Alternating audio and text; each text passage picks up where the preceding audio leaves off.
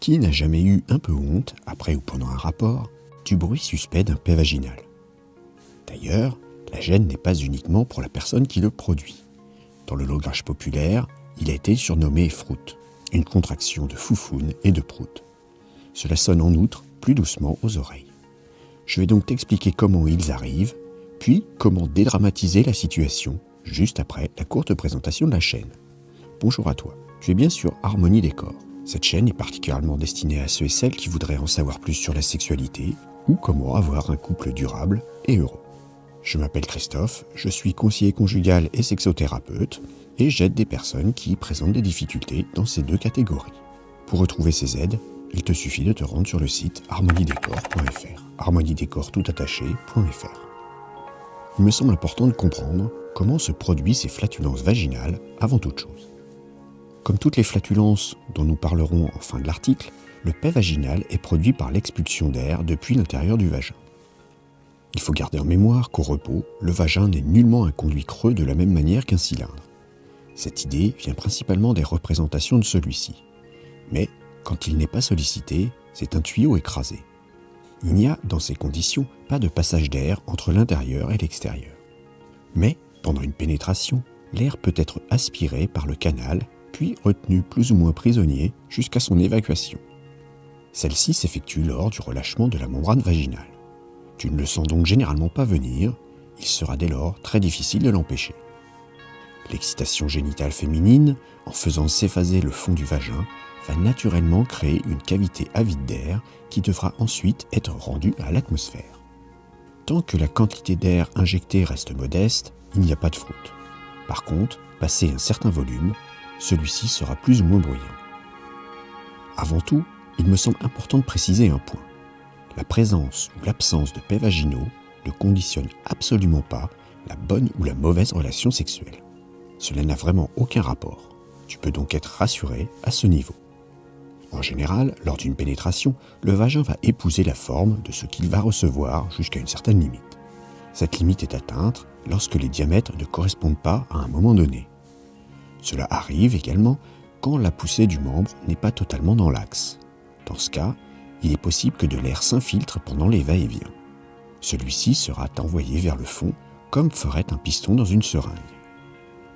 C'est alors quand la pression est trop grande ou qu'une voie de sortie s'ouvre ou encore au moment du retrait que survient un froute plus ou moins bruyant.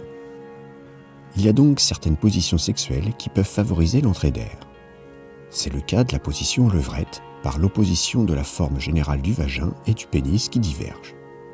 Cela déforme la paroi vaginale et permet à l'air de rentrer.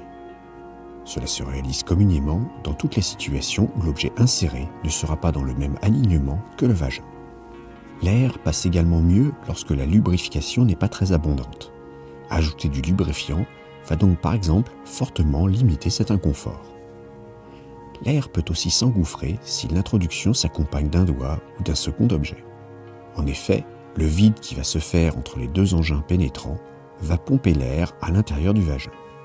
Pour l'anecdote, il arrive également que certaines postures plus ou moins acrobatiques ouvrent le conduit vaginal menant l'air vers l'intérieur par effet d'aspiration. Ces positions se produisent en bricolant, en faisant de la gym ou encore du yoga. Il n'est pas toujours aisé de réagir face à ce bruit qui paraît suspect. En effet, les flatulences anales ne sont pas bien acceptées culturellement. Or, quand un froute se produit, madame a généralement peur que son ou sa partenaire puisse penser qu'elle n'a pas réussi à retenir un paix. Pourtant, contrairement au paix, le froute est inodore. C'est logique, car ce n'est que de l'air qui vient d'entrer et qui tout simplement ressort. Il a donc la même senteur que l'air ambiant. Toutefois, si le froute devait avoir une mauvaise odeur, c'est probablement qu'une infection bactérienne perturbe la flore vaginale. Une visite chez le gynécologue s'impose alors. Comme j'ai pu te le dire, il y a peu de chances que tu le sentes venir. Pourtant, il se fait entendre. Comment dois-tu réagir? Pour certains couples, c'est très simple. Ils vont tout bonnement l'ignorer, en rire ensemble ou le commenter en détail. En général, cela se déroule ainsi quand chacun est déjà bien habitué à l'autre. Cependant, c'est bien plus délicat dans les débuts d'une relation ou pour un coup d'un soir. En effet, on ne sait jamais comment le ou la partenaire va réagir, ni même s'il est au courant de ce qu'est un paix vaginal.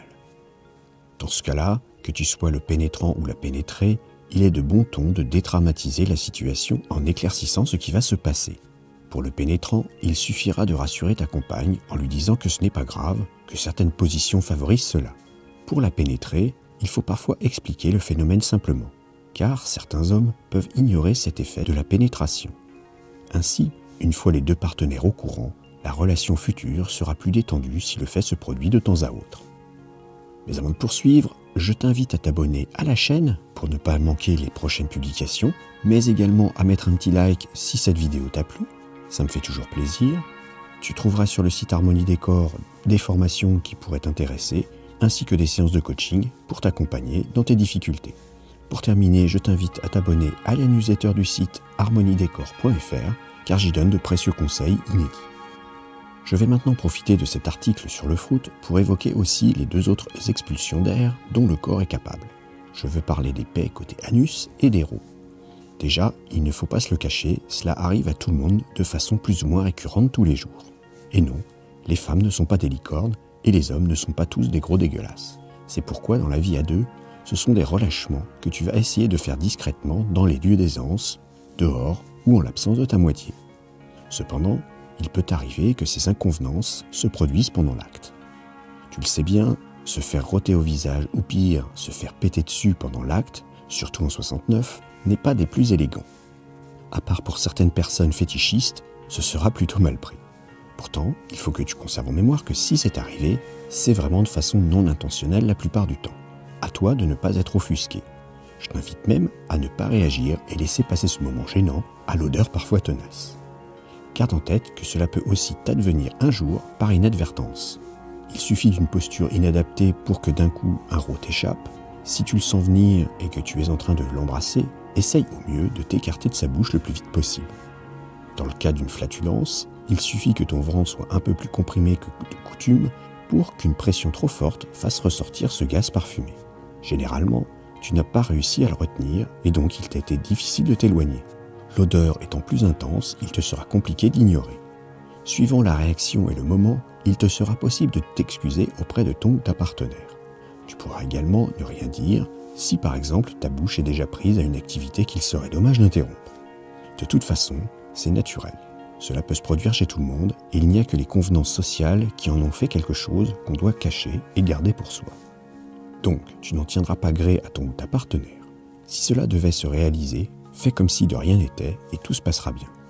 Si toutefois vous savez en parler librement, dans ce cas-là, le mieux est alors d'en rire gentiment entre vous. L'hilarité permet de fortement resserrer les liens d'un couple.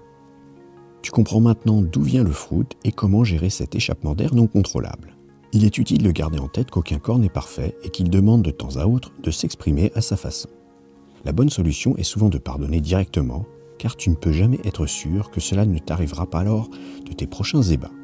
En tout cas, ce sont des phénomènes naturels que tu dois essayer de maîtriser le mieux possible pour éviter de rompre le charme d'une relation. Je t'invite à me raconter dans les commentaires tes anecdotes les plus amusantes à ce propos. Merci d'avoir écouté cette vidéo. Pour aller un peu plus loin et rejoindre le cercle des fins connaisseurs pour une sexualité épanouie, je te conseille de t'abonner à la newsletter. Tu retrouveras l'article complet, il te donnera plus de conseils et des astuces. Abonne-toi à la chaîne, active le petit pouce bleu, éventuellement ajoute un commentaire et à bientôt.